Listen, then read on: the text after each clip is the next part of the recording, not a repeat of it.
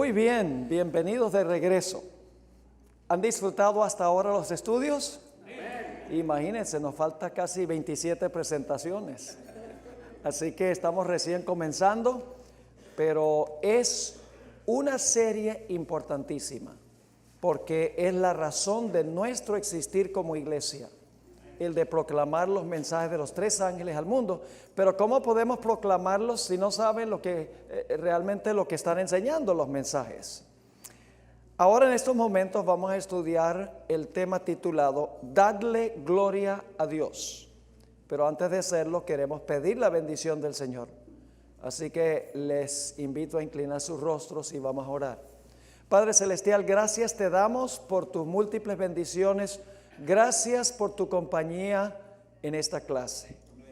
Pedimos, Señor, que tu Santo Espíritu pueda ser derramado en este lugar, que abra nuestras mentes para entender, nuestros corazones para recibir y capacítanos para proclamar estos mensajes. Gracias por escucharnos, porque te lo pedimos en el nombre de Jesús. Amén. El mensaje del primer ángel tiene tres imperativos o tres mandatos. Vamos a leer Apocalipsis 14 y el versículo 6 y 7. Vi volar por en medio del cielo a otro ángel, que tenía el evangelio eterno para predicarlo a los moradores de la tierra, a toda nación, tribu, lengua y pueblo, diciendo a gran voz, y ahora vienen los tres mandatos o tres imperativos: temed a Dios. Ahora viene el segundo, el que vamos a estudiar ahora. Y dadle gloria, porque la hora de su juicio ha llegado. Y luego en nuestra primera sesión de mañana vamos a estudiar la última parte del mensaje del primer ángel. Y adorad, otro imperativo, a aquel que hizo el cielo y la tierra, el mar y las fuentes de las aguas. Así que vamos a estudiar lo que significa darle gloria a Dios. La palabra gloria en el idioma griego es la palabra doxa, de donde viene la palabra doxología. La palabra doxología significa alabar o glorificar a Dios. Y queremos estudiar qué significa glorificar a Dios. Ahora, comencemos diciendo que nosotros no tenemos gloria para darle a Dios. Noten Romanos el capítulo 3 y el versículo 23. Ahí nos dice que no tenemos gloria para darle a Dios. ¿Cómo podemos glorificar a Dios si no tenemos gloria? Eso lo vamos a tratar de responder. Dice en Romanos 3:23, todos han pecado y están destituidos de la gloria de Dios. Es decir, el pecado nos quitó la gloria de Dios.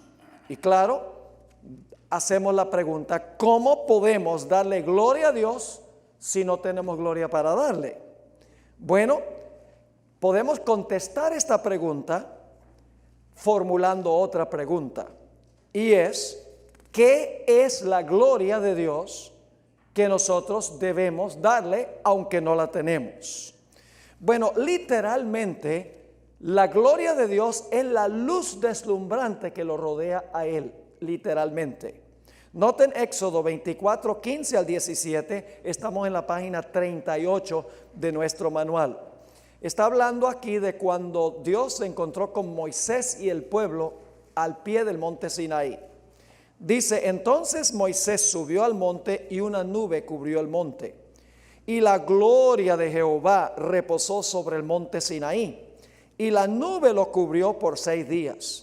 Y al séptimo día llamó a Moisés de en medio de la nube. Y la apariencia de la gloria de Jehová era como un fuego abrasador en la cumbre del monte a los ojos de los hijos de Israel. En sentido literal, la gloria de Dios es esa luz deslumbrante que rodea a Dios. Pero hay otro sentido en que debemos entender lo que es la gloria de Dios, además de la luz radiante literal que posee Dios. Y es que en la Biblia, la gloria de Dios es su carácter. Vamos a Éxodo 33 y el versículo 18, Éxodo 33, 18, a donde Moisés hizo una petición muy especial a Dios. Éxodo 33, 18. Moisés está allá en la cima del monte en comunión con el Señor. Él entonces dijo: te ruego que me muestres tu gloria. ¿Qué le mostró Dios? ¿Una luz deslumbrante? No. Vamos a ver lo que le mostró Dios cuando Moisés le dijo: muéstrame tu gloria. La respuesta está en el siguiente versículo, el versículo 19. Y le respondió, Dios está hablando aquí: yo haré pasar todo mi bien delante de tu rostro y proclamaré el nombre de Jehová. El nombre de Jehová es su carácter. Dice nuevamente: proclamaré el nombre de Jehová delante de ti y tendré misericordia del que tendré misericordia y seré clemente para con el que seré clemente. Yo pregunto, ¿la misericordia de Dios es una cualidad de su carácter? Sí. ¿La clemencia de Dios es una cualidad de su carácter?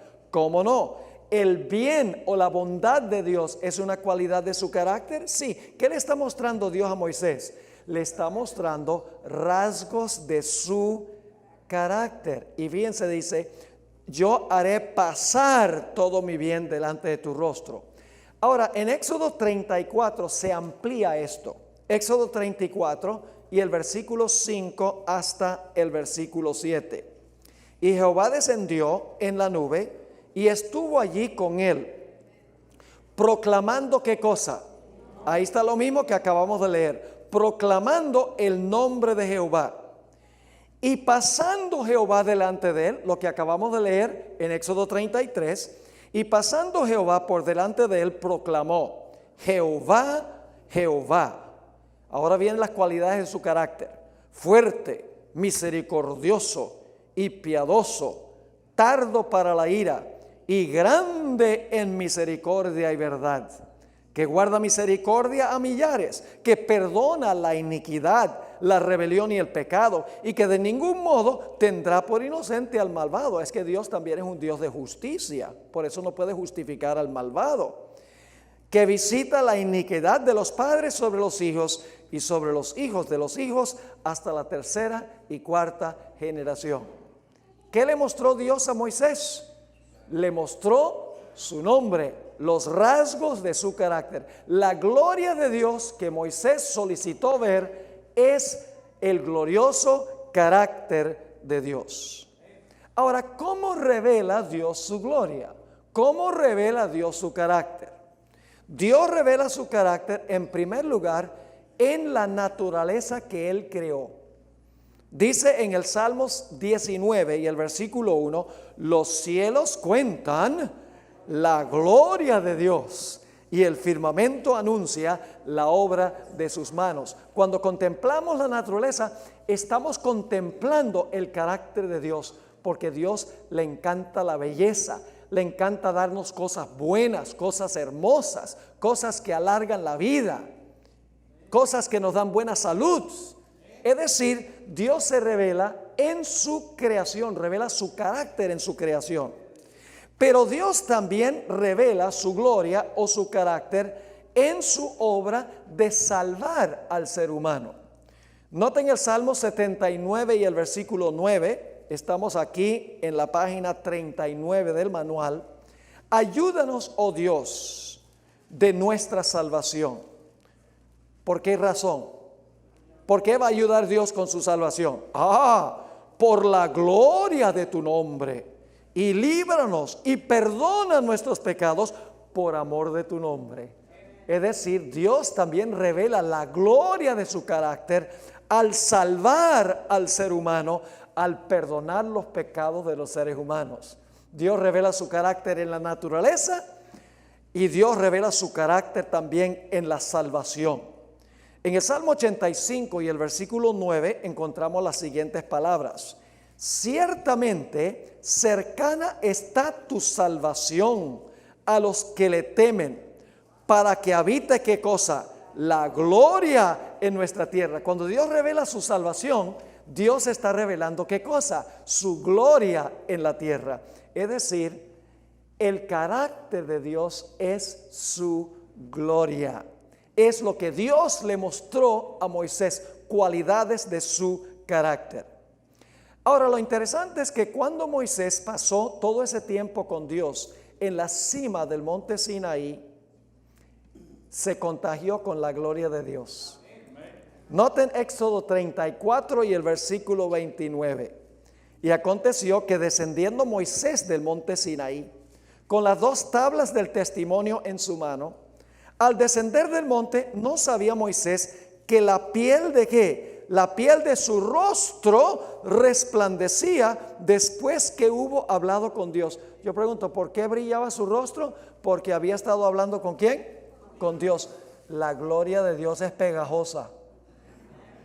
Cuando una persona está en comunión con Dios, la gloria de Dios se le pega a la persona que pasa el tiempo con Dios.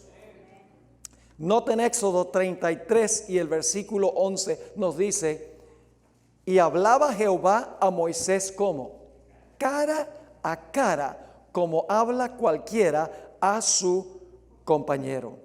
Es decir, que Moisés estaba en comunión con Dios, pasó tanto tiempo con Dios que la gloria de Dios se reflejó en Moisés, y cuando Moisés descendió, proyectó la gloria que había recibido de Dios. La gloria en el rostro de Moisés era la gloria de Dios, no era la gloria de Moisés. Ahora, la Biblia dice que Moisés fue el hombre más manso que jamás haya vivido. En Números, el capítulo 12 y el versículo 3, encontramos la descripción del carácter de Moisés. Dice: y aquel varón Moisés era muy ¿qué? Era muy manso, más que todos los hombres que había sobre la tierra. Ahora, yo busqué la definición en el diccionario de la palabra manso, y voy a leerles la descripción porque hay varios sinónimos. No se enoja fácilmente, paciente, longánime, gentil, dócil, sumiso, cortés, compasivo, humilde, misericordioso, apacible, afable, tranquilo, no agresivo. Y da esta definición: la gracia divina del control propio ante acusaciones maliciosas. Eso es lo que significa ser manso. Pero cuando examinamos la historia de Moisés, nos damos cuenta que Moisés no siempre fue manso. Moisés tenía un temperamento fuerte. Cuando lo cruzaban, enseguida se manifestaba en Moisés violencia. Noten en la página 40, Éxodo 2 y el versículo 11 y 12. Esto es mientras Moisés está en Egipto. Dice: en aquellos días sucedió que, crecido ya Moisés, salió a sus hermanos y los vio en sus duras tareas, y observó a un egipcio que golpeaba a uno de los hebreos, sus hermanos.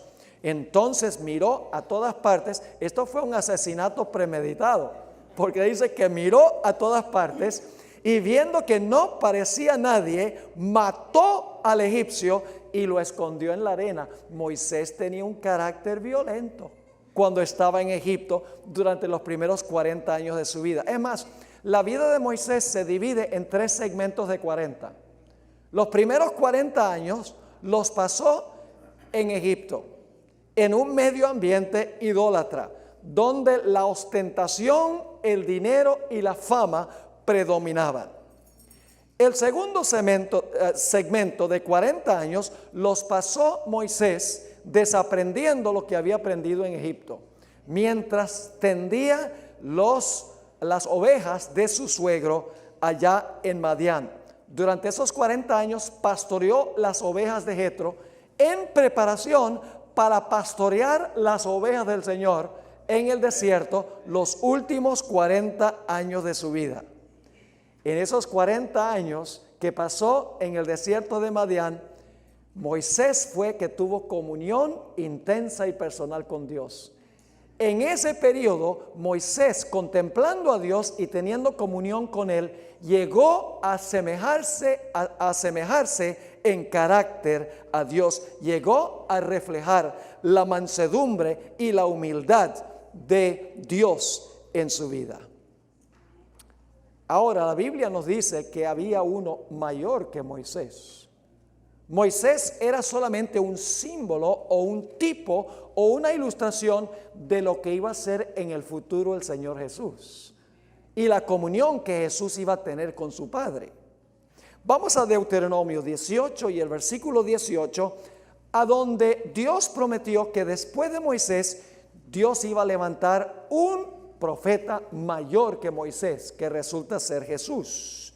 Dice: profeta les levantaré de en medio de sus hermanos como tú, es decir, como Moisés, y pondré mis palabras en su boca, y él les hablará todo lo que yo le mandare. Y si ustedes leen los versículos que están en paréntesis, Hechos 3, 22 al 26 y Hechos 3, 1 al 6, ahí dice que el profeta mayor que Moisés no fue ni más ni menos que Cristo Jesús. Noten Juan 1 y el versículo 14. Está hablando de la encarnación de Cristo. Y dice: aquel verbo fue hecho, ¿qué cosa? Carne, es decir, llegó a ser un ser humano. Y habitó entre nosotros. ¿Y qué vimos cuando habitó entre nosotros? Vimos su gloria. Gloria como del unigénito del Padre. Es decir, la gloria de él era la gloria de ¿quién? Del Padre, reflejaba la gloria del Padre, como Moisés reflejaba la gloria de Jesús. Dice: y vimos su gloria, gloria como del unigénito del Padre, y luego se menciona dos rasgos de su carácter: lleno de gracia y de verdad. Ahora, ¿por qué Jesús estaba lleno de gracia y de verdad? ¿Por qué reveló Jesús gloria? Porque el Señor Jesucristo tenía comunión intensa y personal con su Padre. Noten Juan 1:18, que son solamente unos pocos versículos después, nos dice por qué Jesús podía revelar la gloria de su Padre o reflejar la gloria de su Padre. Dice allí: a Dios nadie le vio jamás. El unigénito Hijo, que está ¿dónde? En el seno del Padre, Él le ha dado a conocer. Yo pregunto, ¿hay un lugar más cercano a una persona que el seno? No. El seno en la Biblia indica intimidad, indica cercanía. Por eso recuerdan la historia del rico y Lázaro, que habla del seno de Abraham, que es un lugar de cercanía. Es decir, Jesús revelaba la gloria, la gracia y la verdad del Padre, porque Jesús tenía una comunión intensa y personal con su Padre. Y durante todo su ministerio terrenal, el Señor Jesucristo nunca atrajo gloria a sí mismo.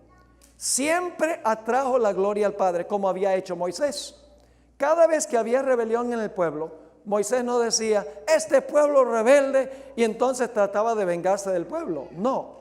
Cada vez que la gente murmuraba porque no había agua, murmuraba porque había demasiado calor, murmuraba porque estaban cansados del maná, Moisés decía: bueno, déjeme ir a consultar con el Señor. Y manifestó mansedumbre y paciencia. Así fue Jesús, revelando la gloria de su Padre. La gloria en el rostro de Moisés era la gloria de Jehová. La gloria en el rostro de Jesús era la gloria de su Padre. Noten lo que dice en Juan 7:18. Cristo nunca se jactó de la gloria que él tenía, porque no era su gloria, era la gloria del Padre. Dice en Juan 7:18: el que habla por su propia cuenta, su propia gloria busca. Pero al que busca la gloria del que me envió, este es verdadero y no hay en él injusticia. Jesús pasó mucho tiempo con su Padre en el monte, orando, en comunión, como Moisés había pasado tiempo en comunión con Dios en el monte. Dice en Mateo 14 y el versículo 23: despedida la multitud, subió al monte ¿a qué? A orar aparte, y cuando llegó la noche, estaba allí solo. ¿Por qué Jesús revelaba la gloria del Padre? Porque Jesús pasaba largo rato en comunión con su Padre en oración. Y la Biblia nos dice que salía a orar muy temprano por la mañana. Marcos 1:35, levantándose muy de mañana, siendo aún muy oscuro, es decir, en la madrugada, salió y se fue a un lugar desierto y allí que oraba. Y la hermana White dice que cuando Jesús salía por la mañana a encontrarse con las multitudes, parecía que Jesús había dormido bien toda la noche. A pesar de que había estado orando toda la noche, se reflejaba la gloria del carácter de Dios en su rostro. En 2 Corintios 4 y el versículo 6 nos dice, porque Dios que mandó que de las tinieblas resplandeciese la luz, es el que resplandeció en nuestros corazones para iluminación del conocimiento, escuchen bien, de la gloria de Dios en la faz de ¿quién? En la faz de Jesucristo. Es decir, la gloria que reveló Jesús era la gloria de ¿quién? Era la gloria de su Padre. Como la gloria en el rostro de Moisés era la gloria de Jehová. Les quiero ilustrar lo que quiero decir. Cuando yo enseñé teología en nuestra universidad en Colombia, tuve muchos alumnos buenos, pero tuve un alumno en especial que era muy bueno. Él llegaba temprano a clase, se sentaba en el pupitre y sacaba su cuaderno para tomar notas, tenía su Biblia ahí al lado, lapicero en mano, y desde que comenzaba la clase hasta que terminaba, me fijaba los ojos y escribía prácticamente verbalmente lo que yo decía en la clase. Siempre sacaba la nota más alta. Cierto día, muchos años después, él había venido a los Estados Unidos a trabajar, es maestro ahora de teología en nuestra universidad en King, Texas.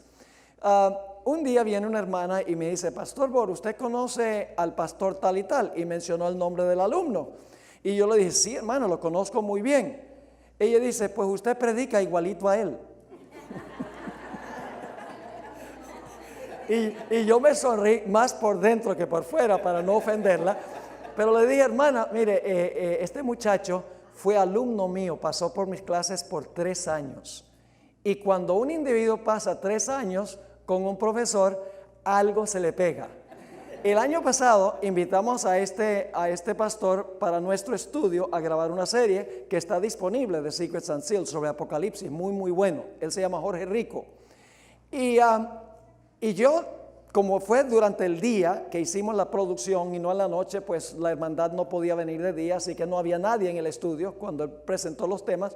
Yo decidí, voy a sentarme allí y voy a hacer una audiencia de uno. Y lo escuché predicar y lo vi y dije, oye, este es como si yo me estuviera moviendo ahí en la plataforma. Pues movía los brazos igual, entonaba la voz igual, se movía de un lado para otro igual. Yo dije, es una fotocopia. Esta es una ilustración de lo que pasó con Moisés. Moisés contempló la gloria de Dios y reflejó el carácter de Dios. Jesús pasaba tiempos, noches enteras en comunión con su Padre y por lo tanto reflejaba el carácter de su Padre. Un lugar que a mí me gusta mucho visitar, no lo he visitado hace muchos años, pero un lugar especial para mí es en el Parque Nacional Grand Teton, que queda en la esquina noroccidental del estado de Wyoming. Hay un lugar en específico que me gusta de ese parque nacional. Es un sitio a donde hay un lago muy hermoso. En el fondo del lago hay unos pinos y detrás de los pinos está una montaña escarpada llena de nieve. Lindísimo el paisaje. Y especialmente me gustaba cuando vivía en Wyoming ir a ese lugar tempranito por la mañana. Porque ese lugar, el lago estaba completamente sereno, como si fuera el mar de vidrio que menciona el libro de Apocalipsis. Y allí en ese lago estaba reflejado lo que estaba en el fondo.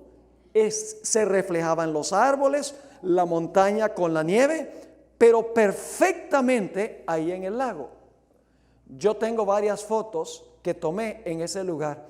Y saben, lo interesante es que cuando miro las fotos no sé cuál es el original y cuál es la copia.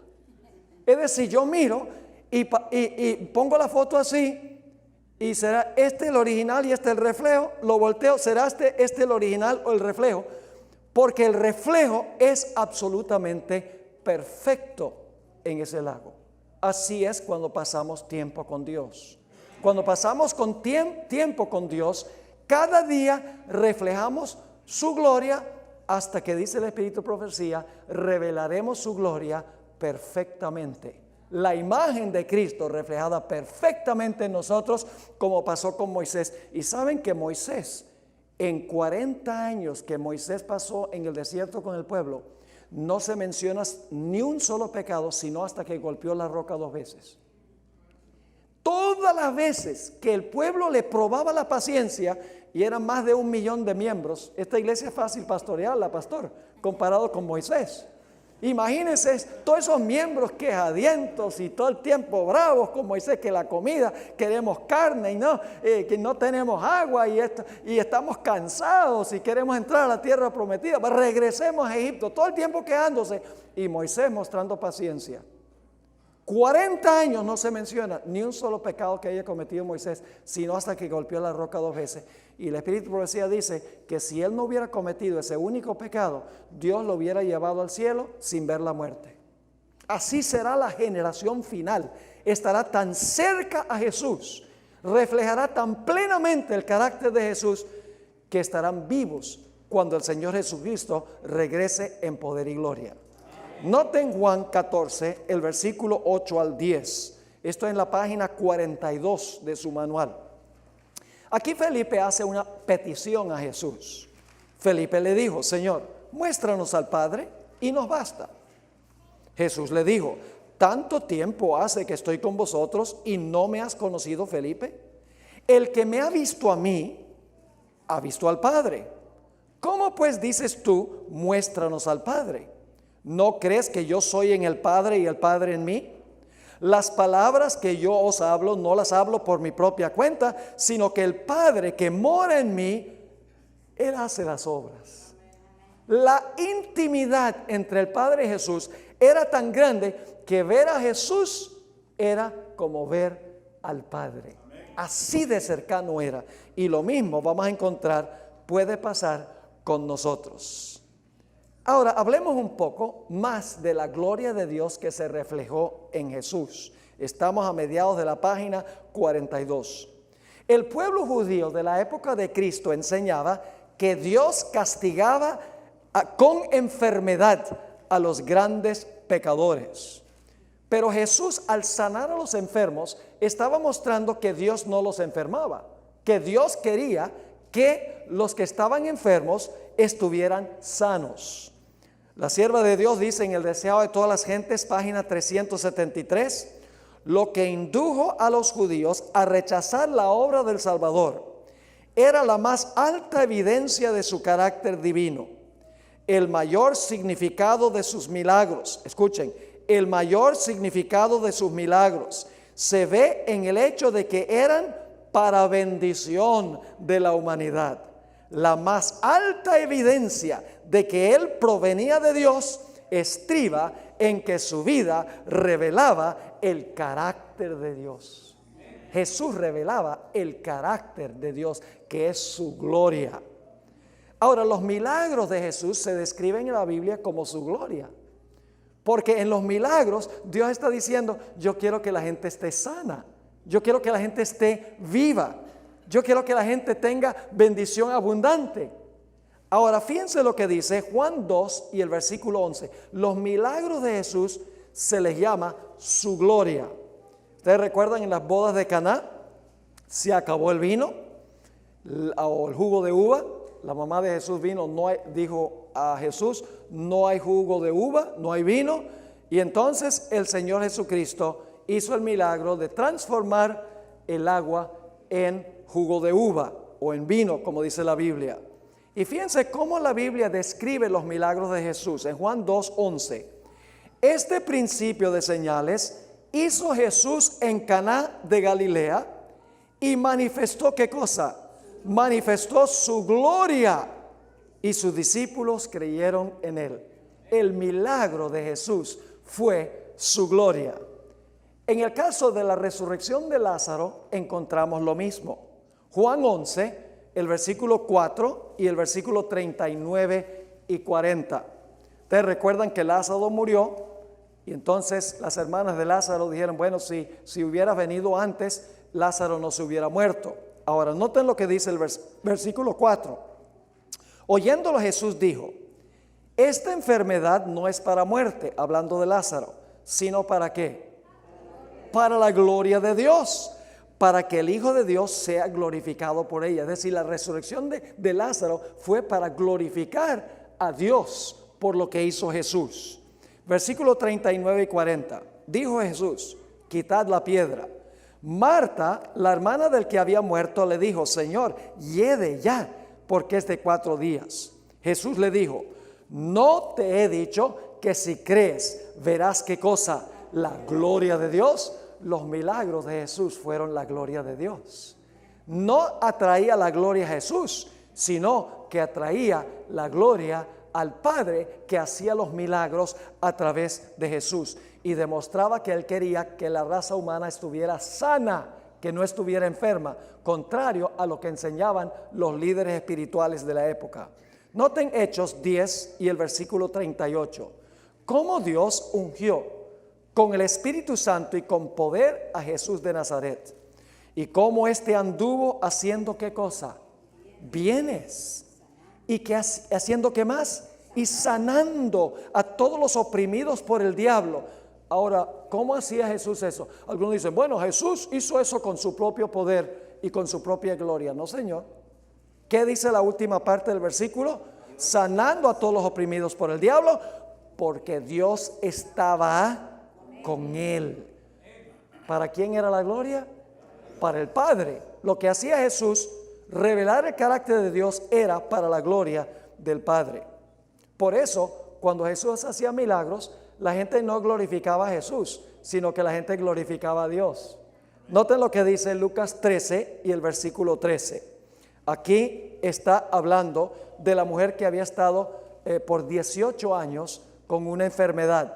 Dice, y puso las manos sobre ella y ella se enderezó. Luego, ¿y qué? ¿Glorificaba a Jesús? No. ¿Glorificaba a quién? A Dios. Cuando Jesús sanó a 10 leprosos, la historia está en Lucas 17:15, dice entonces uno de ellos, viendo que había sido sanado, volvió glorificando a Jesús a gran voz. No dice a Jesús, dice glorificando a Dios a gran voz, porque Jesús no vino a glorificarse a sí mismo, sino a glorificar a su Padre. Cuando Jesús resucitó a el hijo de la viuda de Naín, encontramos las siguientes palabras en Lucas 7:16. Y todos tuvieron miedo. Este sí es miedo de miedo. No es como el temor de Jehová. Todos tuvieron miedo y glorificaban ¿a quién? Glorificaban a Dios, diciendo, un gran profeta se ha levantado entre nosotros y Dios ha visitado a su pueblo. Aún en la oración intercesora de Cristo, cuando iba en camino ya al Getsemaní para su sufrimiento final, encontramos que Jesús está hablando de glorificar a su Padre. Vamos a leer Juan 17:4 y luego los versículos 22 y 23 al pie de la página 43. Jesús ora a su Padre diciendo, yo te he glorificado en la tierra. ¿Qué dice Jesús? Está orando a su Padre, yo te he glorificado a ti, al Padre, en la tierra. He acabado la obra que me diste que hiciese. La gloria que me diste, ¿qué cosa?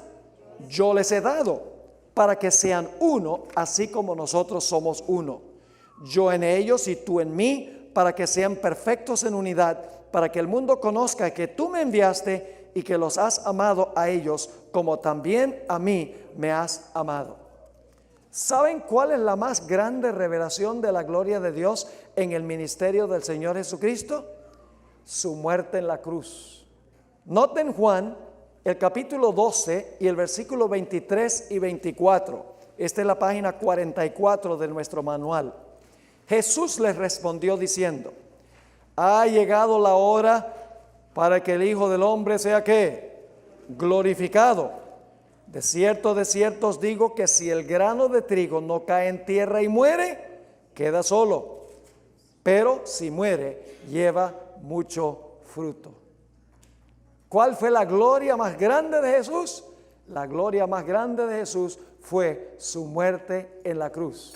Y por eso el apóstol Pablo dijo, lejos esté de mí gloriarme, sino en la cruz de Jesucristo. Ahora, yo pregunto, en el caso de nosotros, porque en Apocalipsis 14 y el versículo 7 dice que nosotros debemos ¿qué? Darle gloria ¿a quién? A Dios. ¿A quién generalmente nosotros le damos la gloria? A nosotros. ¿Ve? A nosotros nos encanta atraer la atención a nosotros. Pero así como Moisés reflejó la gloria de Dios y Jesús reflejaba la gloria de su Padre, Dios quiere que nosotros estemos en comunión con Él para darle gloria a Él, pero la gloria que le damos a Él es la gloria que nos viene a Él de nosotros, a Él para nosotros. Es decir, no es nuestra gloria. Nosotros recibimos su gloria y se la devolvemos a Él, pero porque nosotros no tenemos gloria para darle a Dios. Noten Juan 8 y el versículo 12. Juan 8 y el versículo 12. Otra vez Jesús les habló diciendo, yo soy, ¿qué cosa? Yo soy la luz del mundo. El que me sigue no andará en tinieblas, sino que tendrá la luz de la vida. Yo pregunto entonces, ¿quién es la luz del mundo? Jesús. Y Jesús estaba hablando del sol en ese caso. Ustedes pueden ver el contexto. La hermana White dice que el sol se acababa de levantar en el horizonte. Jesús apuntó al sol y dijo, yo soy la luz del mundo. Es decir, como el sol se levanta para dar luz literal, Jesús es la luz espiritual del mundo. Así que la Biblia dice que Jesús es la luz del mundo. Pero ahora tenemos un problema. Noten Mateo 5, 14 al 16. Mateo 5, 14 al 16. Ahora Jesús dice, hablando de nosotros, vosotros sois la luz del mundo. Ahora tenemos un problema, porque dice Jesús, yo soy la luz del mundo, y aquí dice, ustedes son la luz del mundo. Sigamos leyendo y luego les voy a explicar. Sigue diciendo Jesús, una ciudad asentada sobre un monte no se puede esconder, ni se enciende una luz y se pone debajo de un almud, sino sobre el candelero, y alumbra a todos los que están en casa. Así alumbre vuestra luz, es decir, está hablando de nosotros, delante de los hombres, para que vean vuestras buenas obras. ¿Cómo? ¿Vean qué? Nuestras buenas obras. ¿Qué significa irradiar la luz? Significa hacer buenas obras. Para que vean vuestras buenas obras, y ahora escuchen con cuidado, y glorifiquen a vuestro Padre que está en los cielos. Así que cuando se hacen las buenas obras, ¿para quién es la gloria? La gloria es para Dios, pero muchas veces nos robamos la gloria nosotros y decimos, mire ese individuo, mire qué bueno es ese individuo. Pero si tiene algo de bueno es porque lo bueno le vino de Dios, no es porque él lo tiene propio. Ahora, ¿cómo entendemos que Jesús dijo, yo soy la luz del mundo, y dijo, ustedes son la luz del mundo? Bueno, vamos a dar un ejemplo. Salen una noche bien clara aquí en Los Ángeles. No siempre son claras porque hay mucha neblina a veces, pero una noche donde hay claridad en el cielo y ven esa luna llena, plateada, romántica, y dicen, ay, qué linda está la luna esta noche. ¿Es verdad eso? Sí y no. La luna no tiene luz. La luna es fea. Sí, la luna es fea. Está llena de cráteres y de montañas, etcétera. Es fea. Pero la luz del sol brilla sobre la luna y luego la luna refleja la luz del sol a la tierra. Eso es lo que quiso decir Jesús cuando dijo, yo soy la luz del mundo. Él es el sol. Pero Él quiere brillar sobre nosotros para que nosotros, como la luna, reflejemos su luz. Así que no debemos decir, qué linda está la luna esta noche. Debemos decir, qué lindo está el sol esta noche. Porque la gloria de la luna es la gloria del sol. Dios quiere que tengamos comunión con Él y al estar conectados con Él vamos a reflejar su gloria. Noten 1 de Pedro 2 y el versículo 11 y 12. Dice: amados, yo os ruego, como a extranjeros y peregrinos, que os abstengáis de los deseos carnales que batallan contra el alma, manteniendo buena vuestra manera de vivir. Está diciendo que debemos vivir vidas piadosas. Y luego dice: manteniendo buena vuestra manera de vivir entre los gentiles, para que en lo que murmuran de vosotros como de malhechores, glorifiquen ¿a quién? A Dios en el día de la visitación, al considerar vuestras buenas obras. Es decir, cuando los gentiles vean sus buenas obras, van a decir: mira, qué buena gente son ellos. No. Van a decir: qué gran Dios sirven ellos. Noten Juan, el capítulo 15 y el versículo 8. En esto es glorificado mi Padre. Recuerden que estamos estudiando darle gloria a Dios. ¿Qué es darle gloria a Dios? Hasta donde hemos estudiado ahora. ¿Es revelar qué? Es revelar su carácter, exactamente. Todas sus cualidades de carácter. Su amor, su misericordia, su bondad, su justicia, su longanimidad, su paciencia. Es decir, todos los rasgos de carácter de Dios, revelarlos en nuestra vida. En Juan 15:8 dice: en esto es glorificado mi Padre, en que llevéis mucho fruto y seáis así mis discípulos. ¿Cómo es que glorificamos a Dios? Llevando mucho ¿qué? Fruto. ¿Y qué es el fruto? Gálatas 5, 22 y 23 nos dice qué es el fruto. El fruto no es la observancia del sábado. No, ese es guardar los mandamientos de Dios. El fruto no es diezmar. El fruto no es seguir una dieta vegetariana. El fruto tiene que ver con cualidades de carácter. Noten lo que dice Gálatas 5, 22 y 23.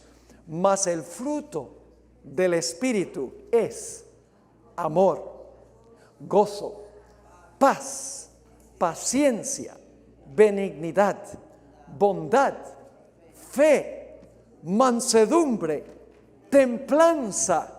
Contra tales cosas no hay ley. Yo pregunto, ¿son cualidades del carácter lo que acabamos de leer? En esto es glorificado mi Padre, en que produzcamos este fruto del Espíritu Santo, las cualidades del carácter de Dios en nuestra vida. ¿Y cómo reflejamos la gloria de Dios en nuestro carácter?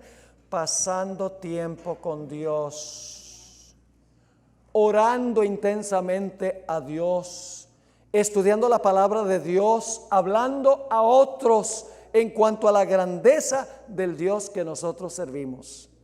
Noten lo que dice Juan 21 y el versículo 18 y 19. Juan 21, 18 y 19. Está hablando de la muerte de Pedro. Dice: de cierto te digo, está hablando Jesús, cuando eras más joven, le dice a Pedro, te ceñías e ibas a donde querías. Mas cuando ya seas viejo, extenderás tus manos y te ceñirá otro. Es decir, va a extender las manos, otro lo va a ceñir. Y te llevará a donde no quieras. Esto dijo, dando a entender con qué muerte había de qué. Había de glorificar a Dios. Y dicho esto, añadió, sígueme. Qué interesante. Cuando Pedro murió para gloria de ¿quién?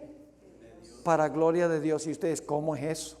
Que la muerte revela la gloria de Dios. Mire, el Espíritu de Profecía confirma una tradición muy antigua en cuanto a la muerte de Pedro. Cuando Pedro lo iban a crucificar, le dijeron, ¿tienes alguna última petición? Y Pedro dijo, sí, tengo una última petición. Dice, yo no puedo ser crucificado como mi maestro, con la cabeza para arriba. Sería indigno de morir como murió mi maestro. Por favor, crucifíquenme con la cabeza para abajo. Y los que lo estaban crucificando están escuchando el testimonio de Pedro. Dicen, oye, este hombre está dispuesto de morir por su maestro. Debe haber algo en esa religión que vale la pena. Porque si está dispuesto de morir por lo que cree, a lo mejor es también bueno vivir por eso. Por eso la sierva de Dios dice, que la sangre de los mártires es semilla. Porque los que presencian el martirio, que está la gente dispuesta a morir por su maestro, dicen, oye, esa religión vale la pena. Si vale la pena morir por lo que creen, vale la pena vivir también por lo que creen. Ahora, la pregunta clave es, ¿cómo llegamos a reflejar su gloria? ¿Cómo le damos gloria a Dios? Según de Corintios, el capítulo 3 y el versículo 18, tiene la respuesta a esta pregunta. Por tanto, nosotros todos, y este pasaje está refiriéndose, hermanos y hermanas, a la experiencia de Moisés en el monte Sinaí, cuando se vio la gloria de Dios en su rostro. Pero ahora lo va a aplicar a nosotros. Por tanto, nosotros todos, ¿haciendo qué cosa? Mirando a cara descubierta, no con un velo, como se ponía Moisés, sino a cara descubierta, como en un espejo, la gloria del Señor. ¿Qué es lo que miramos? La gloria del Señor. ¿Qué sucede? Somos, ¿qué cosa? Transformados. ¿Qué sucede a medida que miramos la gloria del Señor Jesús? ¿Somos qué? Transformados. No instantáneamente, porque dice, somos transformados de gloria en gloria, como Moisés, 40 años tomó. Pero cada momento que pasó con Dios llegó a reflejar más el carácter de Dios. Mientras más tiempo pasamos con Jesús en oración, estudio de la Biblia y testificación, cada día llegamos a ser más y más como Él. Así que dice, somos transformados de gloria en gloria en la misma imagen, es decir, la misma imagen del Señor, como por el Espíritu del Señor. ¿Saben esa palabra transformados que se usa aquí?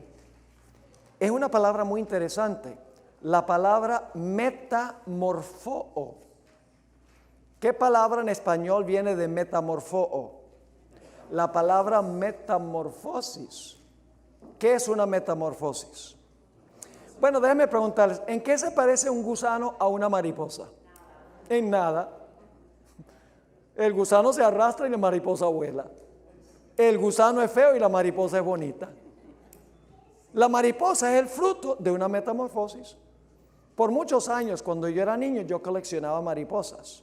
Todavía mi colección está en el colegio secundario en Wisconsin, donde yo estudié. Estuve allí hace poco para el 50 aniversario de mi graduación. ¡Wow! ¿Cómo pasan los años, verdad? Y sé más o menos, o digamos no más o menos, conozco muy bien cómo es el desarrollo de una mariposa. Resulta que la madre mariposa pone unos huevitos sobre una hoja, después de un tiempo se rompen los huevitos, sale un gusanito chiquito, empieza a comer las hojas del árbol, crece y se convierte en un gusano bien grande, luego se adjunta a una pared o a un árbol y teje un capullo o una crisálida y se entierra. Después de unas semanas empieza a sacudirse violentamente el capullo o la crisálida, se rompe la parte exterior y del capullo sale pues una mariposa. Es una transformación radical. El apóstol Pablo nos está diciendo que contemplando a Jesús pasamos nosotros por una transformación radical de gloria en gloria a semejanza del carácter de Cristo. En el libro Hijos e Hijas de Dios, página 340, la sierva de Dios explicó: al contemplar a Jesús, al hablar de Él, al contemplar la hermosura de su carácter, ¿qué pasa? Somos cambiados. ¿Cómo es que somos cambiados? Al contemplarlo, al hablar de Él, al contemplar la hermosura de su carácter. ¿A dónde contemplamos la hermosura de su carácter? Nos sentamos a practicar yoga. Señor, muestra. No es una relación mística con Jesús. Contemplamos su gloria, ¿dónde? En el libro, en los evangelios. Por eso la sierva de Dios dice que debemos pasar 1 hora diaria contemplando la vida de Jesús, especialmente las escenas finales, y llegaremos a reflejar más y más su gloria. Sigue diciendo la sierva del Señor, ¿y qué es gloria? Contesta, carácter. Somos cambiados de carácter en carácter. Así vemos que se realiza una obra de purificación al contemplar a Jesús. Ahora también lo mismo se aplica para aquellas personas que dedican su mente no a la Biblia y a la oración y a la testificación, sino que dedican su atención a la pantalla grande o a la pantalla chica. Al menos que esté viendo el programa de Secrets Unsealed. Cuando nosotros exponemos nuestra mente a la violencia, al sexo ilícito, al lenguaje profano, a la deshonestidad, a las mentiras, a la infidelidad, como se ve mucho en las novelas de la actualidad, somos transformados a imagen de estas cosas. Al contemplar la violencia, nos volvemos más violentos. Al contemplar la inmoralidad, nos inclinamos más a la inmoralidad. Es una ley de la vida. Somos espiritualmente lo que vemos y lo que oímos, como físicamente somos lo que nosotros comemos por nuestra boca. Así que debemos cuidar las avenidas de nuestra mente, viendo solamente aquello que edifica nuestro carácter, y cuando recibimos la gloria de Dios, le daremos gloria, pero la gloria que le damos nosotros es de Él, porque es la gloria que Él nos dio desde un principio. Ahora el último punto que quiero tratar es que el apóstol Pablo dice en 1 Corintios 6, 19 y 20, estamos en la página 46, ¿o ignoráis que vuestro cuerpo es templo del Espíritu Santo, el cual está en vosotros, el cual tenéis de Dios, y que no sois vuestros? Porque habéis sido comprados por precio. Y ahora escuchen, glorificad pues a Dios en vuestro cuerpo y en vuestro espíritu. El espíritu es la mente, en vuestro cuerpo y en vuestra mente, los cuales son ¿de quién? De Dios. ¿Cómo también glorificamos a Dios? Glorificamos a Dios por nuestro cuerpo y por nuestra mente. 1 Corintios 10, 31. Si pues coméis o bebéis o hacéis otra cosa, hacedlo todo para gloria de Dios. Yo pregunto, ¿tiene nuestra salud algo que ver con la capacidad de glorificar a Dios? Tomemos por ejemplo una persona que toma café, mucho café. En los Estados Unidos tenemos toda una población adicta al café. ¿Qué sucede cuando una persona no toma café si está adicto al café? Ay, se pone de un genio tan dulce y bueno, ¿verdad que sí? Óigame, se le salen las uñas, ¿verdad? Porque necesita tener ¿qué cosa? El café. Yo pregunto, ¿una persona que bebe licor le afecta la capacidad de comprender a Dios y de reflejar el carácter de Dios? Nuestra alimentación afecta nuestra capacidad de tener una mente clara para comprender a Dios, para acercarnos a Dios. Sí, por eso la iglesia adventista enseña principios de salud. Las demás iglesias dicen, no importa lo que tú comas, lo que tú bebas, langostas, chancho, no importa lo que tú comas. Al fin y al cabo, el reino de Dios no consiste ni en comida ni en bebida. Pero escuchen, el único medio por el cual Dios puede comunicarse con nosotros a través de la mente, y la mente viene del cerebro, y lo que afecta al cerebro afecta nuestro carácter espiritual. Dice la sierva del Señor al pie de la página 46 en Consejos sobre el régimen alimenticio, el párrafo 100, porque es un libro que está dividido en párrafos, lo siguiente: el cuerpo es el único medio por el cual la mente y el alma se desarrollan para la edificación del carácter. ¿Cómo se edifica el carácter? ¿A través de qué? A través de la mente, a través del cuerpo.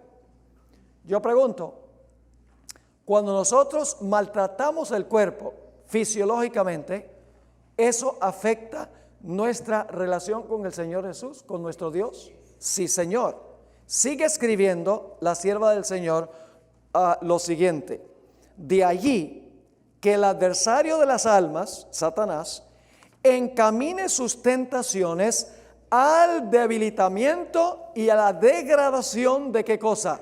De las facultades físicas, porque él sabe que cuerpo sano es más probable que pueda tener comunión íntima con Dios. Ahora la Biblia nos dice que al final de la historia se va a revelar el carácter de Dios al mundo como jamás se ha visto antes. Una revelación gloriosa del carácter de Dios. Eso lo dice Apocalipsis 18:1. Dios tendrá un pueblo tan cerca a Dios que reflejará el carácter de Dios al mundo. Y el mundo dirá, esa es la clase de carácter que quiero yo. Apocalipsis 18:1 dice, después de esto vi a otro ángel descender del cielo. ¿Con qué? Con gran poder, y la tierra fue alumbrada con su gloria. ¿Qué es esa gloria? Hermanos y hermanas, es una revelación del carácter de Dios. Noten lo que dice Isaías 58 y el versículo 6 al 8. Y no vamos a tener tiempo para leer esa última cita del Espíritu de Profecía larga que tiene 4 párrafos. Por favor, lean esa cita sobre lo que significa el mensaje de este cuarto ángel de Apocalipsis 18:1. Isaías 58, 6 al 8 dice, ¿no es más bien el ayuno que yo escogí, desatar las ligaduras de impiedad, soltar las cargas de opresión y dejar ir libres a los quebrantados y que rompáis todo yugo? ¿No es que partas tu pan con el hambriento y a los pobres errantes albergues en casa? Que cuando veas al desnudo lo cubras y no te escondas de tu hermano. Fíjese, piedad práctica, revelando el carácter práctico de Jesús. ¿Y qué sucede cuando hacemos eso? Versículo 8. Entonces nacerá ¿qué cosa? Nacerá tu luz como el alba, y tu salvación se dejará ver pronto. Irá tu justicia delante de Jehová, delante de ti, y la gloria de Jehová será tu retaguardia. ¡Qué gloriosa promesa!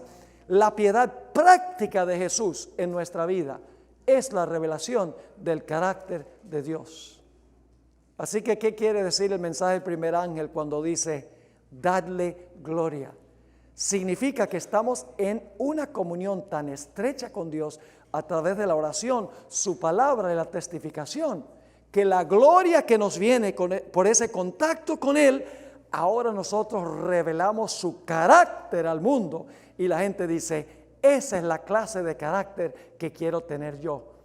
Y la tierra se llenará de la gloria del carácter de nuestro gran Dios.